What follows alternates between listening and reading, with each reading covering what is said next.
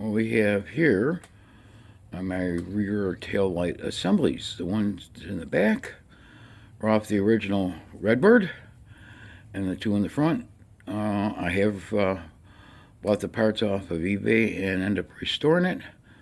All new gaskets, and the lenses there, the tail lights, are actually NOS parts. I was able to find those. They were much better than the reproduction. The reproduction is a little off in color.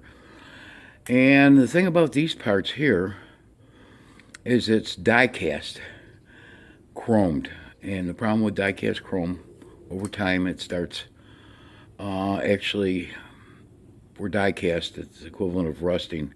It starts popping off the chrome. So back here you can see these are the original parts here, and you can see the blistering on that flange around the lenses, and then even on the plate on the way around there's a lot of blistering there. So this one over here, again, blistering, and then the plate around, it has blistering on it too. So here's the new parts. Came out really nice. Now, the parts I got off eBay, they have a tiny bit of blistering, not bad. Certainly when they're mounted on the car, you want to see it. So, let's see how these came out.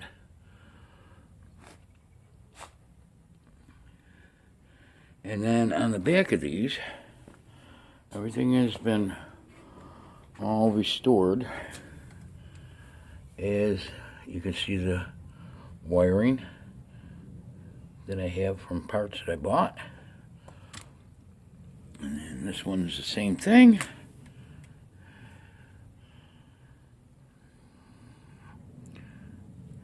So the next thing I plan on doing is, once I get the rear bumper on the car, then I'll mount these tail lights. So until then, here's the rear of the vehicle I'm restoring, and those are tail lights that I restored from parts off of eBay. They came out pretty nice.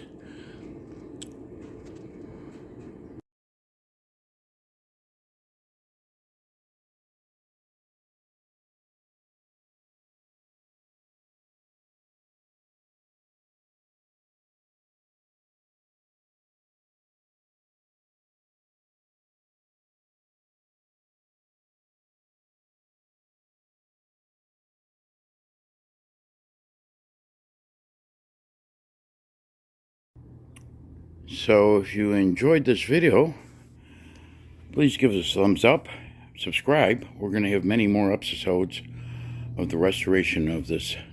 I call this the Redbird, actually. The one in the back over there that I'm using as spares, I call the Bird.